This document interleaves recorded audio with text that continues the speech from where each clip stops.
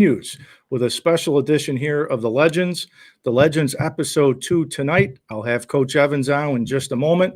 I want to make sure I thank, as I always do every week, the Rome Sports Hall of Fame for being the primary sponsor tonight.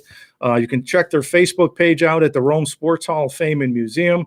They're located at 5790 Rome, New London Road, right here in Rome. They can be reached by phone, 315-339-9038. You can reach out to Dave Sparaglia at SBARADAV@AOL.com. They also have a Venmo account and the GoFundMe page. I have all their information going across the bottom of the ticker throughout the show.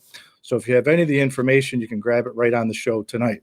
I want to make sure I give a special shout out to Tony Levidotti for being one of the sponsors for tonight. And I also want to make sure I thank Joe Griffo.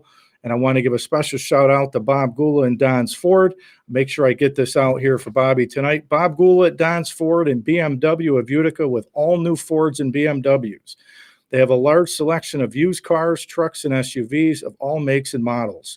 Over 80 pre-owned SUVs and over 50 pre-owned trucks and many used vehicles that will be $250 or less payment per month. We finance good, bad, and no credit customers. Make sure to contact Bob Gula at 315-864-7043 or at robertgula@carbonecars.com.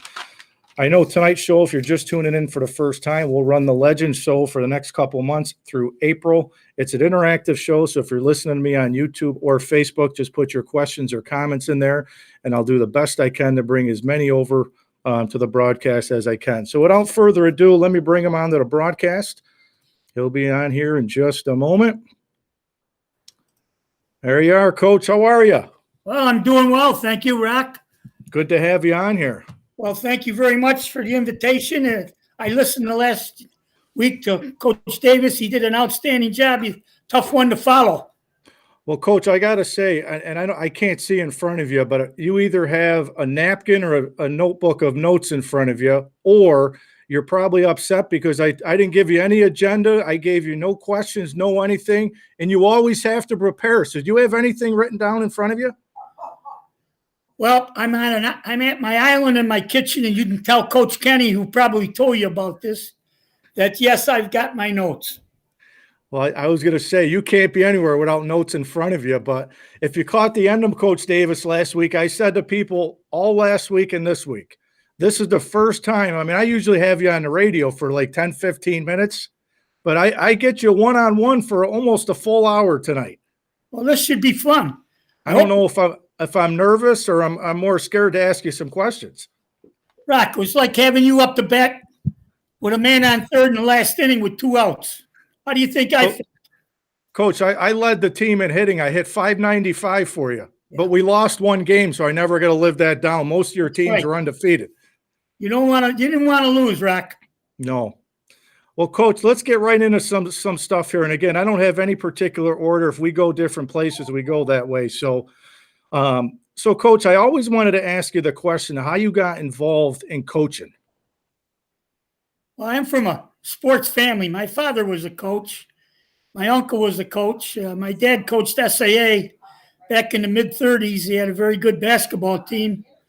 And that was the only thing I ever thought and never thought I'd do. I went to Canton to play basketball for a cup of coffee until the season was over. Then I came back to Rome. And in fact, I even had to go back to high school. Eventually got into Syracuse. I got into the phys ed department, and from then it was history. Coach, what type of coach was your dad? Was he a hard-nosed coach? Was he a player's coach? Well, there aren't too many people around that can remember him, but he was a hard-nosed. Yeah, he was a disciplinarian. They had an outstanding team. They had 22 wins at SAA. They beat the Syracuse freshmen. In fact, they were supposed to go to Chicago to play in the National Catholic Tournament. But Bishop wouldn't let him go because it was during Lent. But he had the Berry brothers, Tom Berry, Jack Berry, John Berry, Ducky Rashford, Dale's father. They had a very good team. They beat RFA. They only lost, like I said, 1 or 2 games. Coach, how did you end up finding RFA? How was that job open? How'd you hear about it? How'd you end up there? Well, the man that probably was most influential in me in my career as a physical education teacher and coach was Mr. Dane. Mr. Dane was a good friend of my dad. My dad ran a sporting goods store in Rome in the 100 block of West Liberty Street, the sports center.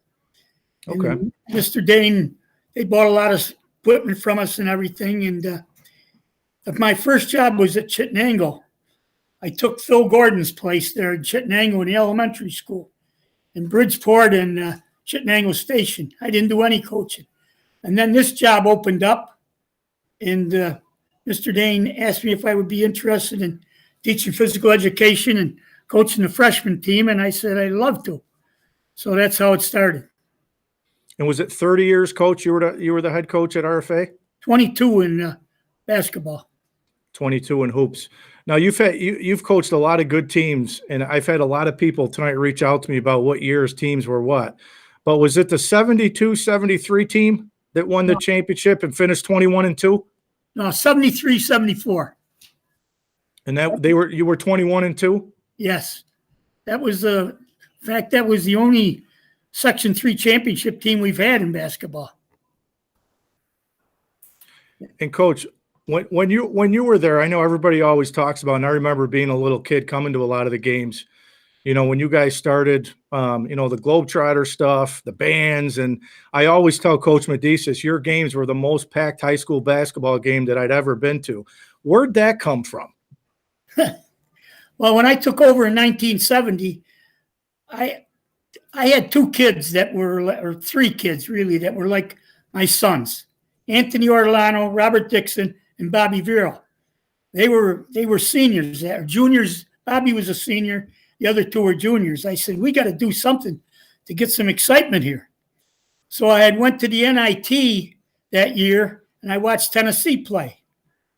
And they put on a pregame show with the color orange and everything. So I said, I said to Auntie, Aunt, let's take the color orange and run with it. So the first thing we did is I got bumper stickers that said, support RFA basketball, welcome to Big Orange Country. So I sent Anthony and Robert out to sell the bumper stickers. They were gone for about 20 minutes. I got a phone call. Coach, yeah, how you doing? You selling any? Selling any? They said, we're in jail. You got to have a vendor's registration in order to sell anything. So I had to go down and not bail them out, but tell them the cops were good. But that was the start of it. And we just took the color orange and went with it. Now, Coach, how was the program before you took over? They had some good years, but of course, they had Mike and Dave, and they probably had athletically, one of the best teams we ever had in Rome. Like Mike told you last week when Mike and Dave, Tracy Stubbs and Gary DeFazio and that group. And Coach Bennett stepped down, and his one son, Keith, was done. He graduated in '69. And then his other son, Mark, was a junior, and he wanted to watch him play rather than coach him. So that's how I got the position. Now, is it true, though, about the temperature in that gym? Did you always have that temperature raised up to make it hot in there for other teams? Rock, you know me. I wouldn't do anything. God bless his soul. I'm sure he's probably looking down laughing like that. Pop Holders it's all him. Yep, I remember. He was the custodian. And the more people thought we raise the heat up, the more he ate it up. And he'd wait till about 5 minutes to go before the start of the game, and he'd walk around the gym, and I'd kind of nod to him, and people were all laughing. They're saying, yep, Pop's going to put the heat up. Coach, Mike said last week, though, he said Notre Dame always had RFA's number back then. Yes, they did. We were my first year, we beat them at RFA with Ricky Ingham as the captain, Bobby Vero, Robert Dixon, and Jimmy Rundell, and that group of kids. And we beat them, and we held on to the ball. Probably ended up a bad idea because we did it for the rest of the year. But they didn't have a shot clock then. So we just sat on the ball. So a good story. Robert Vero took the ball out of bounds. We were ahead, and going into halftime. He throws the ball away with about 10 seconds left in the half. So he comes in, sits down, and I give him a fairly nice little tap with my ring on his head. So Anthony comes up and he says, Coach, Robert's bleeding. I says, he ought to be bleeding. The way he threw that ball in, he should be in a hospital. We always laugh about that, but Robert was a great young man, a great player, and him and Ricky did a nice job as coaches, as captains that year. You got some comments I want to pull over, Coach. Venice McClendon, I'm sure you remember Venice. He says, we love you, Coach. I remember watching Venice play. Yeah, tell Venice he still owes me $40 for his senior prom tuxedo he rented to go to Rome Catholic. Kelvin Carney says, awesome seeing Coach E online. We got to say, though, Mrs. E's the one that got you set up. You didn't have anything to do with getting set up today. No. She's the backbone. She knows all this stuff. She does a great job. Marcus Coleman. Hey, how would you like to cook steak, green beans, and French fries for 22 straight years, 3 times a week? She had to be somebody special. Coach, you got Marcus Coleman says, Coach Evans, Marcus, tell them to get off the court. Oh, Marcus, yeah. He's a big politician now up in Boston, isn't he? Yep. We got MJ Canan says, Coach E, the real GOAT. Yeah. He was one of my favorites. Yeah, I remember MJ.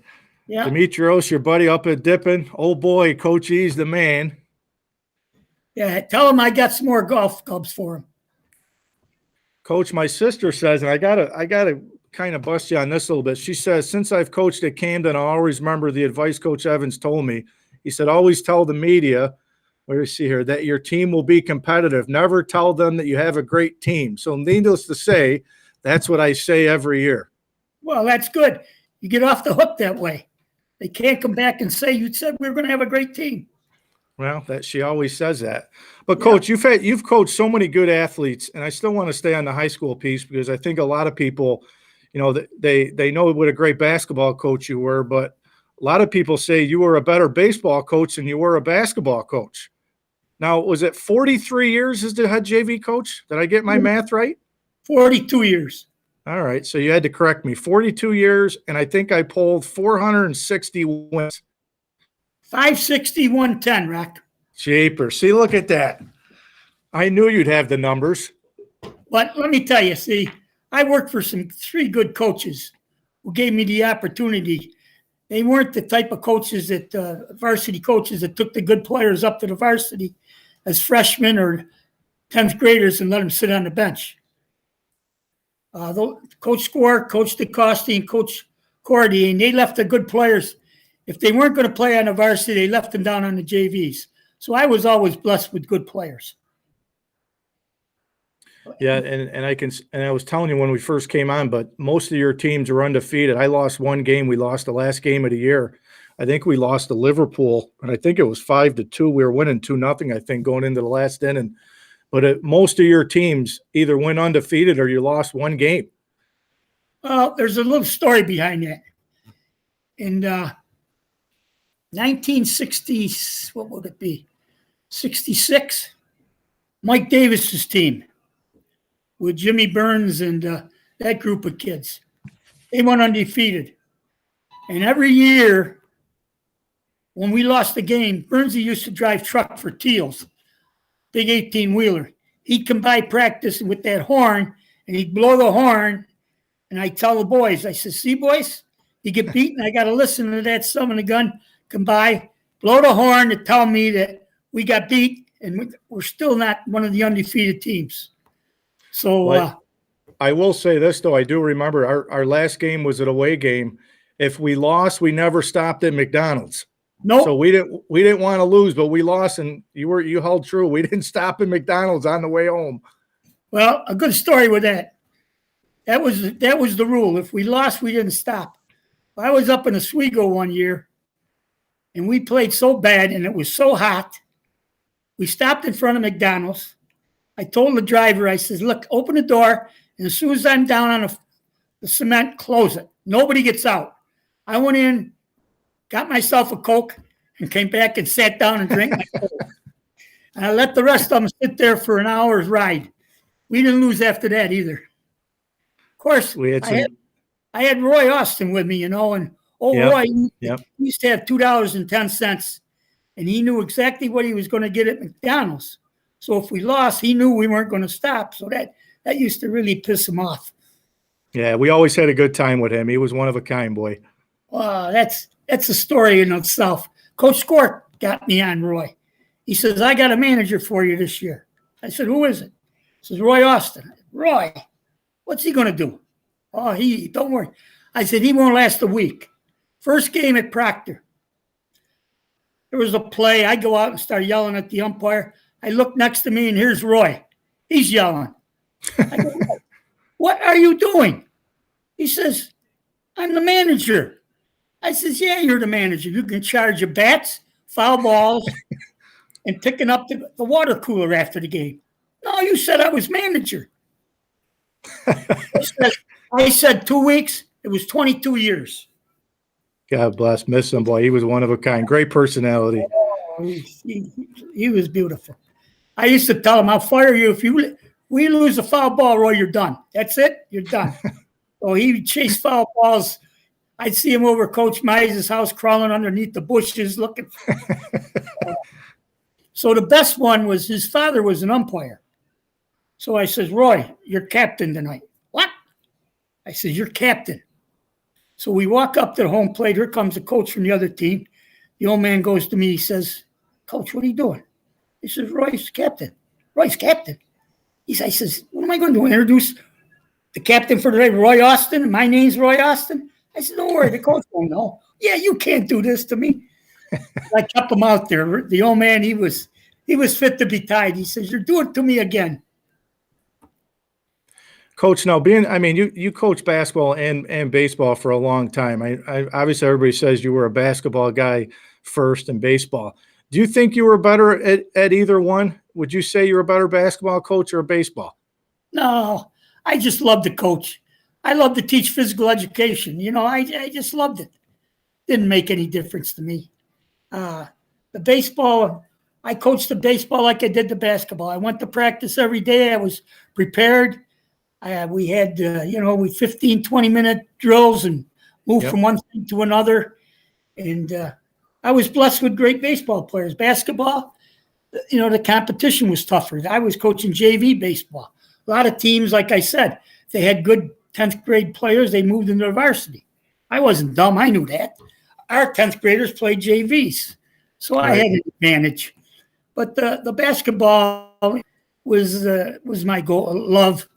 I took the color orange and we went with it. We had the pregame show and we had the band, the pep band and all that. It was just enthusiastic. Coach, when you watch high school basketball today, I know you still take notes and stuff, and I think once you're a coach, you're always a coach. But what do you think's changed? What's the biggest thing over the years that's changed? It's funny, Rock. I told you my dad was the coach. I asked my dad one time, Dad, show me what you did when you coached. He took me over to the old YMCA, which was right across from my father's store. And he showed me some stuff. Dribble handoffs, screen the ball, pass, cut. It's the same as they're doing today. The game has really gone back to where it was in the 30s and the 40s. Is it a lot better? Yes. They're more athletic, things like that. But the basics game is easier today to coach than it was back in the 80s and 90s because every team is doing it basically the same. What about the use though of the this is just from watching. You watch college basketball and even the NBA and even some high school. The days of the traditional big man, the back down to the basket. Now it's more the big guys are on the perimeter. They're who's shooting a three ball. They're shooting 30, 40 threes a game. Back then, you weren't shooting 30, 40 threes a game, but you didn't have the three-point line for a lot of those years. We didn't have three-point line, and that's what they're looking for. They're looking to spread the court out, open up the court, because these kids are so good at penetrating, getting into the paint. In fact, now more and more, you're seeing guys, instead of it used to be helping out, They don't help out anymore because they don't want to leave the corners open. They don't want to leave the shooters in the corners open. So they'd rather give up a 2 than give up a 3. But these kids are working on ball handling, dribbling, and being able to get in the paint. I think that's one of the problems with Syracuse. They have nobody outside of that. What is it, Rob? Richmond? Yeah. He's the only guy that can really get into the paint and finish. Gerard can't finish in there. Boeheim can't finish in there. Richmond can finish in there. But you look at your real athletic teams, they got guys that can get into the paint and finish or kick. But that's the difference. How about the way the game's coached now? When you watch some of these high school coaches, I'm always joking with Coach Medicis because I always tell him, back in the day, just running up and down the court, I was always used to having a set offense, a set defense. But when I watch him, I always joke with him. I mean, is it coached different now than it was years ago too? Yeah, they don't have the set plays. That's why you watch some games, you watch the stupid shots they take at the end of the game because they had no set plays and they don't have a play set up for Rock Cormiano to shoot it. That coach sits over there, he doesn't know who's going to shoot it. Right. And, it's easier to coach today because you don't have to scout all these plays. I used to send my 2 great scouts, Mr. Kenny and Mr. Perry, out to scout. I mean, they come back. Sometimes they come back. But with plays and things like that. And we'd go over all the plays and things. You don't have to do that much anymore. You scout personnel more. Right. And I would say nowadays, too, they got all these different technology, these huddle apps, these online apps where coaches trade film. And that was one thing with my dad. We used to go actually physically scout teams. We'd write down stuff. And I'd be like, Dad, we don't have to do that anymore. The coaches send it to us. And he'd always say, there's always a trick up their sleeve. We got to get to the game. But that's even changed nowadays, right? The way these coaches with the apps. Yeah. Well, I had Coach Kenny, like I said, and Coach Perry. They went out every Tuesday and Friday and scouted. Now, most of the time they got to the games, but sometimes they'd get lost. I sent them one time down to Sydney to scout Sydney, and they had a great player, Gene Gray. Instead of going down Route 8, go to Sydney, they ended up over in Norwich. They get to the game, the game's over. So Dennis, Coach Perry, being Coach Perry, he asked the cheerleaders, he said, what's the story with your team? They come back, they said, Gene Gray's their best player. I said, boy, 2.5 hours it took you to go down there to come back and tell me Gene Gray's their best player? I said, I knew that. He went on to Lemoyne and was an All-American. But they used to come back with good scouting reports, and which would help a lot. Coach, that brings up another point. In the basketball, I was blessed with great assistant coaches. Coach Bruce was with me for 21 years, and Coach Ryan and Coach Perry. Coach Hulk was with me at the Modified. And they did what I asked them to do. I'd give them offenses and defenses, terminology, and they did it. And that made it easier for me once the kid got to the varsity. Yeah, I was blessed. I got to play for Coach Bruce, in football and basketball. Basketball, he was my 7th and 8th grade coach. Yeah. So I stayed 2 years to play for him there. But and all those coaches you say, I mean, those are all great coaches. And I think that's a lot of days now. You miss having those types of coaches, at the lower levels. We don't know how blessed we were, Coach, to have a lot of coaches like that back then that were JV, they were modified, junior high, that really molded the program, back then. I think we still lack that these days. Oh, yeah, no doubt about it. I mean, now you got coaches coaching modified or JVs. They want to know how much they're going to make. These guys didn't make much money, but they were dedicated. I mean, I had like Pete Sestito and Tommy Zimodowski and Shelby Ferguson, Joe Mortis, and guys like that came back and gave back to the programs and were my modified coaches.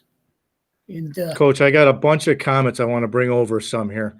Let me see here. Anthony Verano says, quote, you plant corn, you get corn. He says, I still use it to this day. I think we all use that one to this day. Yeah, that was a favorite. Mike Dominic says the Jimmy Burns effect. I ruined his army, though. Danny Sanborn says, Coach E, the best ref in the league at RFA. Oh, yeah, that's where it all started. Well, it started over in Fort Stanwix in the summer. Greg Sees, myself, Coach Kenny, Coach Perry, Coach 80, we ran the summer rec program over there. And then we Sean took Chase says, best baseball coach. Sean was a good one, too. Sean Chase. Yeah, shortstop. He lives up in Rochester. Matt Moore says, Coach E played some serious paddle ball in gym class. Well, those guys didn't understand. They couldn't beat me. That's why. David Scatia to this day thinks I cheated him. Tony Mariano did a great job. I've interviewed Tony numerous times. Best JV baseball coach in Rome history. Yeah, for 42 years. For 42 years, Anthony, I was the only one. Jim Melnick says, what a great man. Let's see. We got more here. Jerry Klozinski said, had fantastic coaches growing up from the youth through college. He's the best of all of them. Great seeing you on here, Coach. Jerry was an excellent catcher. Very good. I see he's getting back. He's a JV girls softball coach, I think. Yes. Yep. Bernie Colangelo says, never knew the impact this man would have on me until I became an adult. He's still mad because we used to beat him in slow pitch. Jason McCordick says, more turnovers than Dandy Donuts. I remember that one. I don't want to say nothing about Jason. Jason's a good he calls me or sends a text about once every 2 weeks. He's the new father of a new baby boy, and he's going to spoil the devil out of him. I think his mother's down there today with him.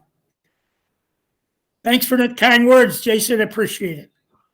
Coach, and then when you left Rome, I just want to go back to that Stroud gym, and I think again you'll probably correct me on this, but was it 2009 they honored the gym after you? Yes, I think that was it. Yeah. 2009. What was that night like for you? Oh, that was very emotional. Let's put it that way. They did an excellent job. They presented me with a plaque and a picture of the gym. I got it in my living room. It was just a nice night. And I had my old orange shoes and my orange plaid pants and orange sport coat. And my wife will remember the old shirt with the black shirt with the white tie. Every game I yelled down to her, Gigi, where's the black shirt? Over the dryer.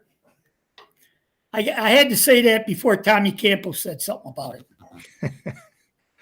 Coach, and I asked Mike this, and I've asked my father this question numerous times, and I'll probably ask all the guys and coaches that I'll talk to on this show. Do you think nowadays, yourself and a lot of those coaches back then could have adapted to today's game? Oh, yeah. Yes. We adapted to the game. It wasn't the same game as it was 20 years, before our time. You adapt, you adjust.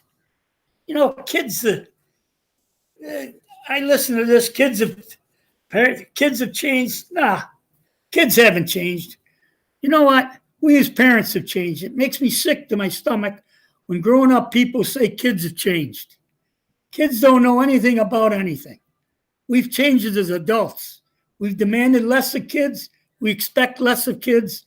We make their lives easier instead of preparing them for the life is truly about. We're the ones who have changed. You know what I miss, Coach? I always say this, that when I was younger, Mike 80 you'll remember, Mike 80 used to live above my old salon.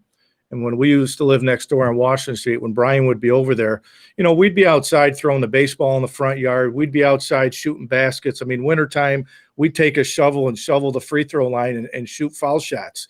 Nowadays, I know the pandemic, kids aren't outside, but even nowadays, when you go around, you don't see a lot of that anymore. Technology, the cell phones, the tablets and all that, you don't see that. I got a grandson, both grandsons. I bought jump ropes. I bought the ladder where you put it down and do things. I asked him, Trey, have you been working? No, he hasn't.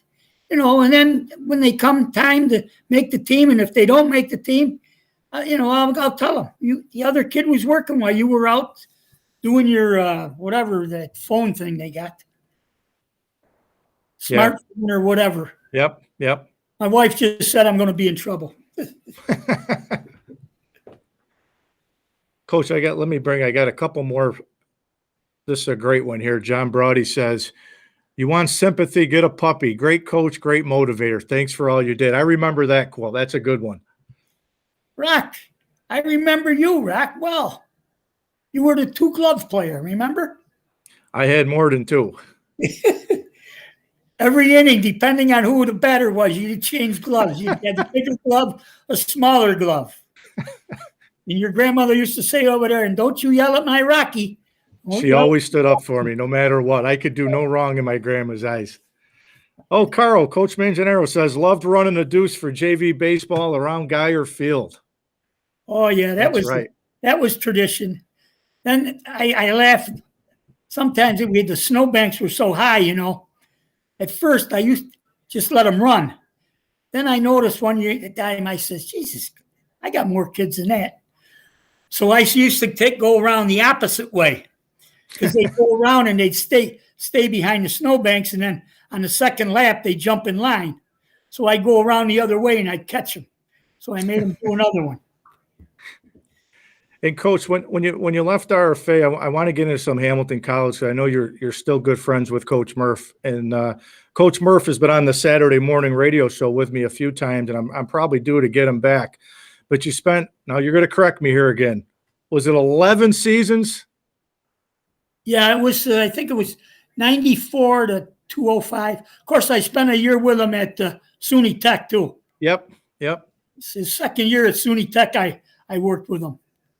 He was a mentor for me. I mean, we had more good times together, and he's a guy who gave me a second chance.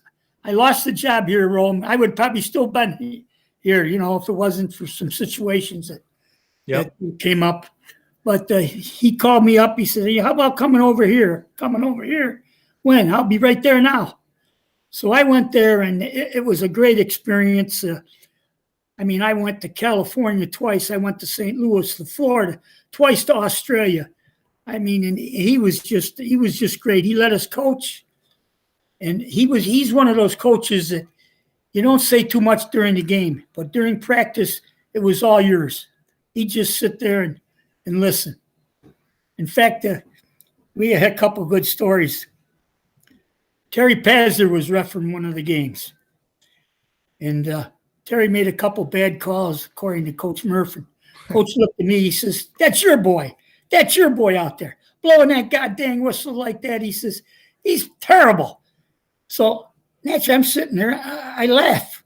Laugh? He says, "You laugh?" He says, "I'll fire your ass." The next day, I came in about 15 minutes later, and he's always on time. He looks at his wristwatch, and he goes, 4:15, huh? I says, "Well, Coach, I'm sorry. They had a JV job up the Rome Catholic. I interviewed for it. Seeing you're going to fire me." But Terry got me even afterwards. He teched me up at St. Lawrence because I told him to get off his fat, whatever. A few choice words. Murph says, "What happened?" I says, "I finally told my boy where he should do."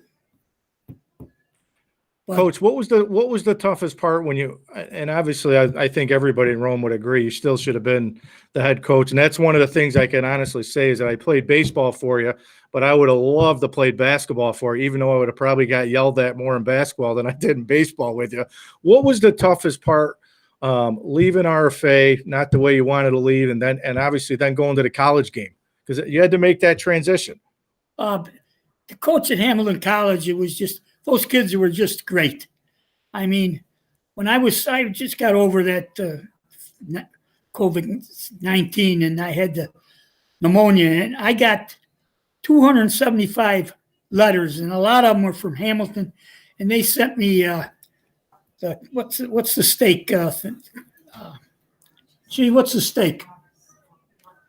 They sent me that package with the steak. Oh, Omaha Steaks? Omaha Steaks. They sent me Omaha Steaks, about 12 of them. And I get phone calls from those guys, and I'm still very good friends with guys like Franny DeGata, Joe Finley, Carlos Friedman. It's just a great place to coach. And people go, how did you went to Australia? I says, yeah. How'd you afford that? I says, I don't know. Coach Nurse says you got to be here at 5:30. We're on the bus. We're going to Australia for 10 days. I says, I'll be there. And it was just great. I mean, the games were great. He was a great person to coach with, and he was a great coach. He got a lot out of the kids. I learned a lot from him. Of course, I used to go over and watch him practice before when I coached, so I had an idea. But it was just a great experience. All right, Coach, I got more people put stuff on here. And Vinny Card says no one was off limits to the chatter, even if we didn't play basketball. Jogging back from Franklin Field gym class. Hey, Card, congratulations. You got your name in the paper. Now get your butt back to class, or I'm telling Mize. I do remember that. Yeah. Let's see. We got a lot on here. We got Tommy Campbell says Coach would keep us so late at practice, close to 10 o'clock. We used to bribe the janitor with pizza and wings to shut the lights off. Well, we used to have lunch practices too. When I first, especially when I was a freshman, we used to practice in the morning from 9 to 11, sit on the mats, eat to 12, and then go from 12 to 2. That's with David Russell and my man Perry Neasy was my manager. Perry, yeah. Yeah. And then Good Coach Perry. Brian Meter says, thanks from the kids from DeWitt Clinton. Well, I had great athletes down there, and we have some great stories, and the two Van Meters and Johnny Pettinelli, the Browns, Anthony DeSimone, Ricky McLean, all the Coleman brothers, C, Tony, Ernie, Joe Mortis. Those guys were all DeWitt Clinton kids, and they used to win so bad, like in the Saturday morning basketball league. I used to have to go down because after the game, they'd beat the other team up. Monday morning, I'd get a phone call. Coach, you got to do something with your basketball team. I said, what do you mean? We won 60-10. No, they beat the other team up. So I used to have to go put them in the car, take them down to Coillards and leave them off because they beat the other team up. But Kevin Parker was another one. I forgot Kevin's name. I mean, you have athletes like that. We used to have some great times. Now, I think Bobby Van Meter sent me a message because I think he said, and I don't want to miss this quote here, so let me make sure I pull this up. But he says that sixth grade undefeated team ended up being your starting five on the 1976 team. Yep, that's what Ralph Smalden and his brother, he played. His brother Brucey was a fifth grader in that team. We used to play trigger up. He probably was in fourth grade when he played with that team in the sixth grade. But we used to have some great times. They used to have a city track meet, all the grammar schools. And I went into the principal down there, Harry McKenna. I says, Mr. McKenna, I think we can win this track meet, but we got to get up to that track and practice. He said, when do you think you got to go? Well, we got to go during school. So he used to let me out 3 days a week from 10 to 12, put the kids in the car, go up there, run the relays, in the pits, high jump, and everything else. And actually, we won. So, Coach, now it was at SUNY IT, then to Hamilton, and then you went over to Lemoyne with Steve. Yeah. Right? Yes. So talk to us a little bit about that, because I know just from my short time, Coach, and I think with my dad, I think the Sunday coaches meetings were probably the toughest for us. The games we always, he let me kind of do my own thing, but deep down when you're that head coach, it's tough to be an assistant. How tough was it to be an assistant with Steve? The toughest part was his mother. Well, it was all right. He'd listen sometimes. Sometimes he wouldn't. But that was a great experience, too. Those were great kids. Of course, beating Syracuse in that exhibition game was a once-in-a-lifetime thing. I'll never forget it. Sitting there, we were ahead by 2 in the first 30 seconds. I walked down to the end of the bench to our manager. I says, you got your cell phone? He says, yeah, what do you want me to do, Coach? I says, take a picture of that score in a hurry, I said, because it ain't going to last long. Next thing you know, here it is, 4 minutes left. I look up, we're up by 4. all of a sudden, they go to their zone and everything else. And all of a sudden our kids, they say, Coach, we can win this game. And we had a little kid out of Long Island, Chris Johnson, makes a deuce. The only thing he could do is shoot 3-point shots or standstill jump shots. They leave him wide open. He makes a deuce, and we win by 1. Yeah, I remember that was huge. That was huge. But I enjoyed the tough thing there was the bus rides, naturally going all the way out to weekends to New England or up to Maine and everything. But I liked coaching with my son. It was fun. Yeah, I think Gallagher Driscoll was the assistant. I got along good with Gallagher. He was my roommate, and we wherever we went to eat, or stay, the hotel, we always had a bar next door. So we always made it nice. So, Coach, you're a member of a lot of Hall of Fames. And again, I got to make sure I got my stats here right. And I know you'll correct me. The SUNY IT Hall of Fame, 1988. The New York State Basketball Hall of Fame in 2000. The Rome Sports Hall of Fame right here in 2000. The New York State Coaches Hall of Fame in 2011. The Greater Utica Sports Hall of Fame in 2011. Did I miss any? No, you got them all. That just means you got a lot of years, and they run out of names, Rick. But, Coach, how special is the one to be right here in Rome in that Rome Sports Hall of Fame? Oh, it's a great honor. It's a great honor because my dad was in it. He was one of the early ones that inductees. Then I got into it. Then my daughter Kristen got into it. Then Steve got. So there's 4 of us in it. And if they had one for Wise, my wife should be in it too. But because she, like I said, she's the backbone. She put up with all of us, and but it means a lot to me. And I just got to put a plug into the Hall of Fame, that GoFundMe. If anybody wants to give a $5 donation, you can go on there. And I was kind of the backbone for that. And believe it or not, we got a couple $3,000, and it's still running. So if anybody wants to donate to it, we certainly appreciate it. We're not looking to see somebody give hundreds of dollars or anything, but $10, whatever, be good for the hall. It's a great thing, and there's people that really put in a lot of time and effort and work into it. And, Coach, I know you've been involved in a lot of camps too, and I want to get into I know Tom Konchalski that just passed away, one of the old high school scouts, and I don't know if you knew this. You probably do. He was a Fordham grad.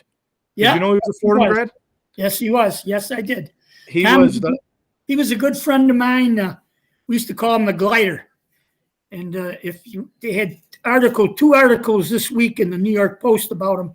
One that he was sick in hospice, and the next day he had passed away the day they put the articles. So for 2 days in a row, they had articles in the New York Post about him. Tom was just a great individual, never had a car, never had a cell phone. And he was good friends, and he was in business with Howard Garfinkel, who was part owner of the 5-star basketball camp. Yeah, and Coach, Tom was actually responsible for, you may know this name too, is back when I was at Fordham, Bavon Robin. I don't know if that name rings a bell, but Bavon Robin was one of the best inner city players. And actually, he was on the last Fordham team that was actually any good. And Tom was actually the scout that actually found him for Fordham.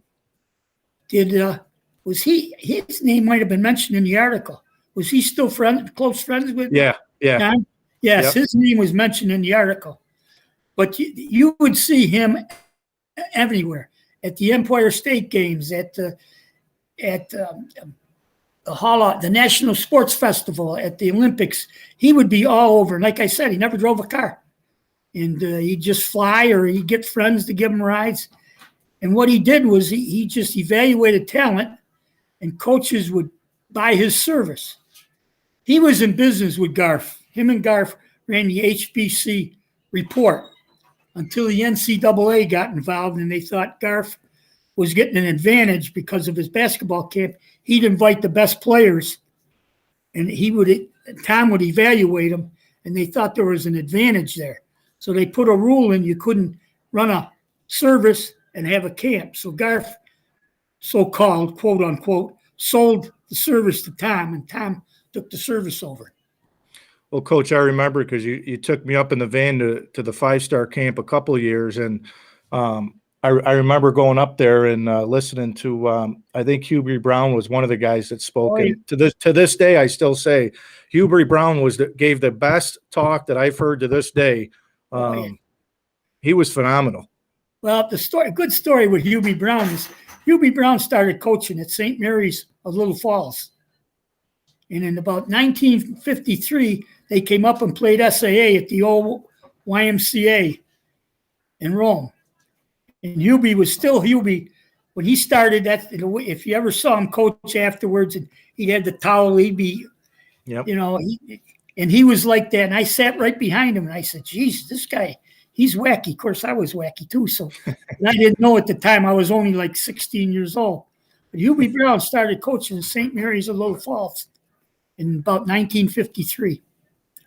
And Coach, one of the things I didn't know, I had to go back on some notes here, but you actually had coached. You were on the bench. Was it with Lou Carnesecca in '85? 1985, I had the opportunity to work at the National Sports Festival, and that was the prelim to Olympic year. The Olympics was in '88, so they took kids that were going to be freshmen and kids that were freshmen and put a north, south, east, and west team together. And they had all the Olympic sports. And we went down to LSU in Baton Rouge, and I coached with Coach Carnesecca. Tom Davis was the coach of the West team. He coached at Iowa. Yep. Larry Brown was coaching the North team from Kansas. Yep. And Dave Whitney was the Elkhorn State South coach. Oh, okay. And it was 10 days of great times. We had some great players. Ronnie Cycli, Danny Ferry. Maybe you remember some of these kids. Danny Manning played in it for the West. We had Quint Snyder, who coaches Denver. He's in the NBA. Was at Missouri. Was on Coach K's staff. Howard Evans from Temple, Demetrius Gore and Charles Smith from Pitt, Dougie West from Villanova, Walt Lamberati from North Carolina State, Mark Bryant from Seton Hall, Danny Ferry from Duke, and Ronnie Cycli from Syracuse. Wow. That was a great team. But all four of the teams were great. And Coach Carnesecca he used to call me Rome. Hey, Rome. So we meet down there, and it's about 110 in the shade. So we're walking. I says, "Coach, it's awful hot. We got to walk off for 10 days." "Rome, you're right. We ain't walking. We're getting a car." So he goes back in. He says, "I can't walk." He says, "I'm too old to walk. I need a car." "Yes, Coach." So they gave us a car. He throws me the keys. He says, "Rome, you got one job. Find the best macaroni Italian restaurants in town and be here at 5 o'clock. After we eat, I don't care what you do with the car or where you go." So we had just a great time. And he was a good coach, boy. He was a good coach. He was a great man. And to this day, if he sees me, "Hey, Rome, how you doing?" And I'll never forget talking about he put the Demetrius Gore and Charles Smith on one side of the court, and our point guard would throw the ball, and Ronnie Cycli be on the other side of the court. And the ball would go up. Guy come down and throw the ball to the right. Ball goes into Charles Smith. Come down, throw the ball to the right. Demetrius Gore shoot. Finally, Ronnie Cycli comes, "Coach." He says, "I haven't got the ball once." He says, "Coach," I said to Coach Carnesecca, "Coach," I says, "I think we got to break up that Core and Smith, put one on one side, one on the other." And that's what we did. But he was just great. Let me see who we got. We got more comments here. Leo Kaposha says it was an honor to be part of the 70, 71, and 72 teams. Orange for life. Nobody motivated like Coach E. Yeah, Leo was a good player, hard-nosed kid, and he supported us all the way through with Frick and Fracks. Every Thursday night we had chicken wings and pizzas. In fact, one of my last years I had a kid, that was his job, call for pizza and wings. So one week This was with Scotty Pakufka and that group. McCordick, Yeah. Ratch,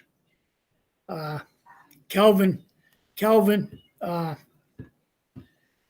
Parker, Kelvin, not Kevin. So all of a sudden, this Thursday night, in comes this. The game got canceled Friday, like got canceled on Wednesday. So all of a sudden, here comes the guy from Frickin' Frack. I said, Brian, what's the guy doing? He says, Coach, he says, every Friday, don't we have pizza? Every Thursday, don't we have pizza and wings? I said, no, that's before we play a game. We aren't playing this Friday. He said, well, that's all right. I ordered anyways. Coach, you got Vinny DiMaggio says, Coach still calls me red light to this day. Yeah, Vinny was our goalie in high school. He used to let a few goals go by him. So I gave him the nickname Red Light. My Uncle Paul 80 says, Coach, you were out at first. Yeah, that's what he says. He's another one. I used to have the bat and ball, remember? Oh, yeah, the fungal bat. Fungal bat. So after one of the practices, him and this Gary Halder are out behind RFA. They're walking home, and Halder's limping. So I said, hey, Gary, come here. You got hurt tonight? No, why? I said, what are you limping about? He's mumbling. Paul, he's mumbling. He's trying to talk his way out of there like he usually does. So I said, what's wrong with your leg? Well, he had the fungal bat in his pants. They were going to steal the fungal bat. But I got some great baseball stories. That's what made those JV kids. We were talking about the other day. I had a kid who used to come in and he was so darn lazy, he wouldn't untie his baseball shoes. So he's over there, he's stamping his foot. I looked at him, I says, why the hell don't you just get a shoehorn? He looked at the kid next to him, he says, shoehorn? What's he talking about? I knew I was getting old then. I says, a shoehorn, that's something you put in the back of your shoe to slip.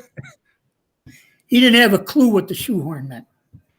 Coach, you've been around a lot of coaches and athletes, but I've always wanted to ask you though, who were some coaches that you've looked up to over the years? I know there's a lot of them, but who are maybe your top 2 or 3 coaches that, you followed and have had an impact on you? Well, I followed Bobby Knight, and, I tried to copy what he did as his offenses and defenses. Rick Pitino gave me a big break in my whatever career I had. Rick was an assistant at Syracuse U, and he kind of ran the summer camp up there, and we went up and worked a summer camp for the Bay, Coach Boeheim. So Ricky asked me if I would be interested in going to work at 5 Star. I said, yeah, you serious? Sure. So that's how I got to work at 5 Star, and Rick Pitino gave me a big break. When I look at Seth Greenberg and Brendan Malone and John Calipari and Rick Pitino, those guys, they were all started out. They were 21, 22 years old. We used to go out. I was buying the drinks for them. Now they could buy and sell me. But Mr. Claire B, Coach B was a big influence on me. I used to go to his camp down at Kutcher's, and he was a big influence. Coach Murphy, naturally. Mr. Dane gave me the opportunity to teach physical education, and Coach was a big influence on me. And my dad. I was always sorry that my dad, he died at 56. He never really got to see me coach in anything, but he was a big influence on me. Boy, you mentioned Rick Pitino. I know he's at Iona and he'll win there, but I was really hoping he'd wait another year because the Fordham job's open. I'd love to see him go to Fordham. Yeah, he's a winner. He's a good. You listen to him talk at a clinic. He does a great job too. Him and Hubie are probably the 2 best of clinicians.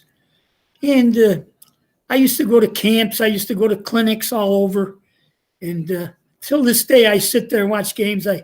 I got my pad and paper out and, learning names and things like that.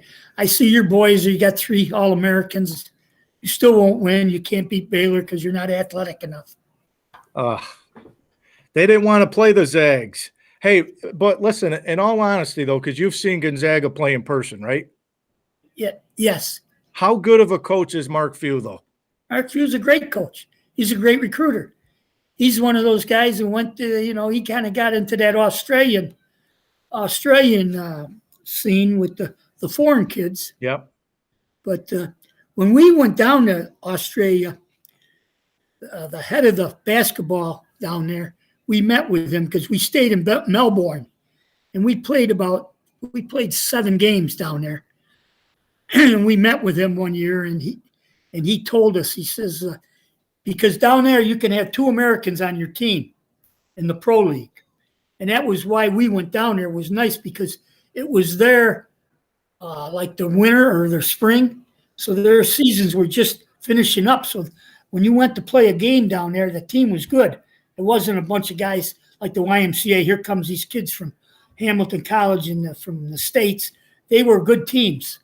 And he told us, he says, we got players now. And I watched them practice and things. And those are the kids that are coming over here now and playing with those teams in that Mountain West Conference. Is that the Zags are in the West Coast Conference? West Coast Conference. They're getting a lot of those kids from Australia that are real good players. Yeah. He's done a good job recruiting. Well, this I always say every year, this is Mark Few's best team, but I do think this is probably the best all-around team he's had since he's been there. Yeah. Well, he's got 3 All-American possibilities there.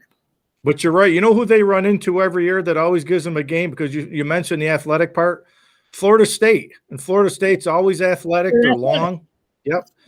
That's like Baylor's got to get there. Remember that. Baylor's got to get there first. The Zags have played a tougher non-conference schedule this year than Baylor.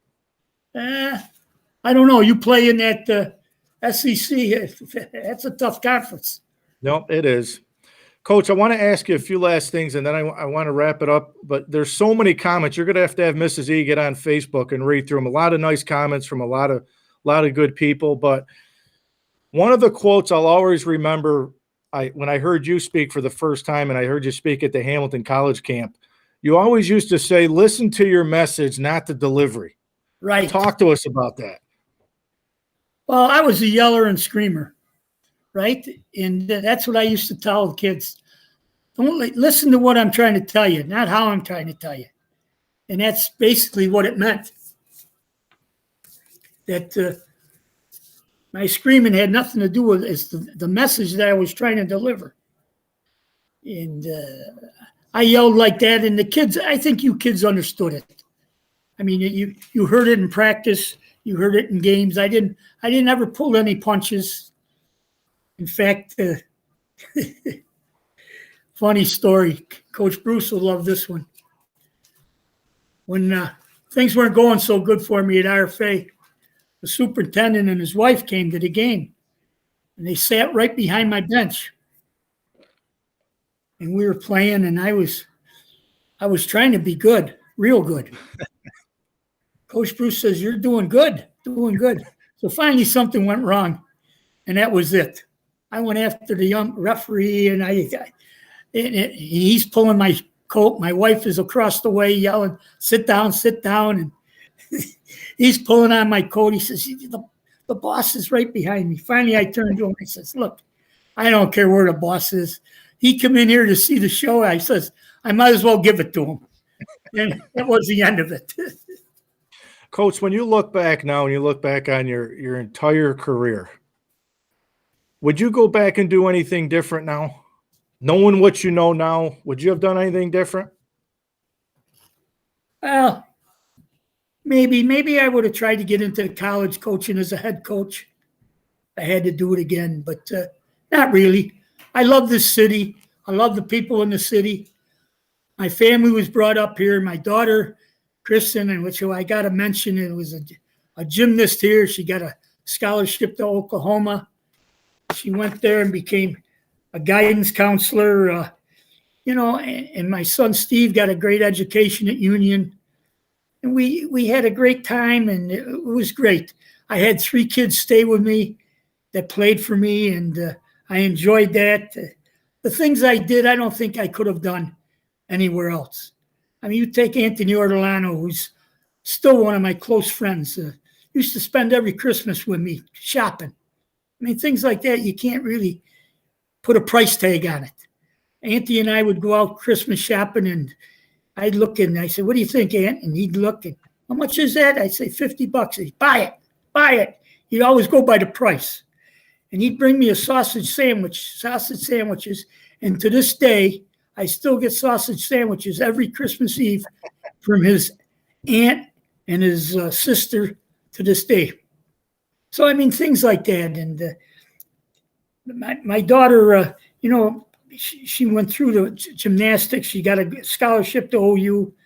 Now she's out in Coronado as a AD for the modified junior high at Coronado High School. So she's made it good. And her husband is the vice president, general manager of national sales manager for Southern California, Fox Sports. Yep. He's got a great job. They got a great life. My son, Steve, he got great opportunities to coach at like Siena with Paul Hewitt. They went to the big dance. Yep. Kevin O'Neill at Northwestern and Scotty Hicks at Lemoyne. He played for Bill Scanlon and Bobby Montana, all great people. Everything around this area was just great. I would never leave. And I don't regret not leaving either. My wife wants to always move out of this house. I've been here for 52 years. Well, you got to give Mrs. E because I was going to get into the family piece. I'm glad you did, and Mrs. E deserves if any medal of any coach's wife. Everybody. My mom deserves a medal. Everybody. Your wife deserves a gold medal. She should be in every Hall of Fame possible to have to put up with you all these years. Well, we had a lot of fun doing it, and I get a kick. My son is on his way. He's flying to Florida here. My wife, we couldn't even get to Disneyland. We always had, camps in fact, my first year I got married to her, I was going down to Kutcher's and worked for 8 weeks at the Kutcher's All Sports Camp. But when I got down there, I found it wasn't quite the basketball I was used to, and I came back. But that's another great story. But I've been involved with great people, and Jim Boeheim, Dolph Chase. I worked for Dolph Chase, Reverend Vischer, who was a great high school coach down to Lutheran, who married Reverend Boriak's daughter, who was a reverend here at St. John's Lutheran Church. Great friend of mine, and people like that, and sitting and having lunch with Wilt Chamberlain, or Julius Irving, or Digger Phelps, and Bobby Knight, and things like that. It probably wouldn't have happened if I wasn't here in Rome. It was just a great opportunity and a lot of fun.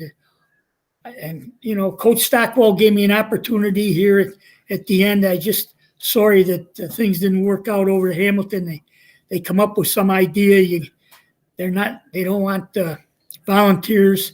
Because I loved coaching with Coach Stocky. I mean, that was a lot of fun too. And Coach, I want to read you this quote because Scott Petoniak, I think, hit it right on the nose here. You were a winner on the court, the diamond, and most importantly, in life. And great. Scott's been a good friend too for me. He's done a lot for me. So thanks, Scott. I'm very proud of Scott and all those guys that have hung together. Gary Tarantino, Joe Peluso, Dave Smith, Bernie Colangelo, Ricky Cook, who became a coach. That's always nice to see when your ex-players become coaches, like Eric Bird and Ricky, and the work Tommy Campbell's doing up there in the youth basketball.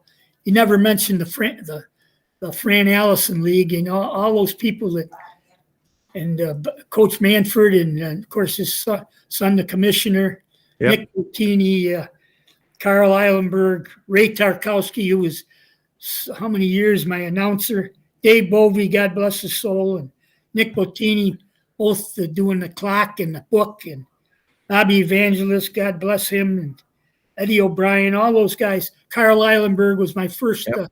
He was my first announcer, and he did the MC in my banquets. Scott is going to be the MC at the Hall of Fame banquet Oh, nice. Yeah. But those guys, it's just great. Great people. That's all I can say. And all part of my life and all part of my, if I had any success, they were a big part of it. Well, Coach, I'm just about out of time, but I do want to I want to personally thank you because you've been so good to me, my family over the years. And when I put this thing together, I said, you're a legend, Coach. You're Rome basketball, but to me, when somebody mentions Rome sports, you're the first name that comes up because I mean you've taught everybody from postcards, the notes that you've sent everybody in this town, the life lessons, the hard work you taught everybody. Even myself, not just coaching coach, but even in my business world today, I don't coach anymore. I wish I did, but I coach in the business world, and all your attention to details, all the little things that you preached over the years. I can't thank you enough for everything you did for me. I love you like family, and you'll always be definitely part of my family, Coach. Well, Rock, it's nice to see like I said, ex-players like yourself stay into the business of athletics, and you're doing a great job. You're chasing a dream, and I know you're going to be successful with this before you're through. And always remember, Rock, though, I choked the dog and you wagged the tail. Hey, one last thing, and I'll let you go. Now, obviously I'm a huge Dickie V guy. Did you ever hear him talk? Well, quick story with Dickie V. Dickie V was down at the National Sports Festival in '85. He was just starting out, and we were out at a restaurant, and this guy was all over Dickie V. He kept, he imitated him. He said he was giving him the business. And finally, he turned to me. He says, "Coach," he says, "you got a car?" It was about 9 o'clock, so I had the car. It was after 5. I said, "Yeah, why?" He says, "Give me a ride home." He says, "Because I'm going to go over there. I'm going to lose my whole job, my whole career, because I'm going to punch the guy." So that's my one story with Dickie V.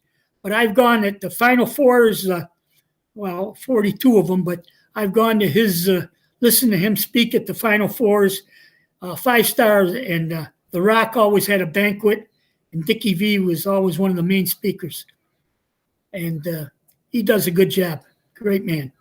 Yeah, to still be doing it with the passion he brings, I've always loved him. So the guy I really like now is the guy from Indiana. Dockich? Yeah, Dan Dockich. He does a good job as a color man. Yeah, Dockich is real good. He's good. I like him. Well, Coach, listen, make sure to have Mrs. E get on Facebook because there's a lot of comments. I couldn't pull them all in, but there's a ton of them on there. She can check and see. A lot of people put some stuff up. But again, Coach, thanks for coming on here tonight. I really appreciate it. Rock, thank you very much for giving me the opportunity. And part of my family, on behalf of my family, we thank you. And people ask me, "Geez, you haven't got a gray hair in your head." Only my beautician knows. That's right. That's right. Is your mother, Rock. Thank you very much. All right, Coach. We love you. Have a good night. Yep. Take it easy. Thank you. Was that awesome or what, Coach Evans? Like I said, when you think of Rome sports, Coach Evans is Rome sports. I know it was basketball, and I'm not taking anything away from any of the coaches and people that I'm going to have on this show, including my dad. My dad's going to be a guest with me next week. And I'm excited for that because usually I have my dad on Sports Watch where it's a quick 10, 15-minute interview, but not ever do I get him one-on-one for probably an hour or so. So I'm excited for next week. Again, I want to thank the sponsors for tonight. I want to make sure I thank the Rome Sports Hall of Fame.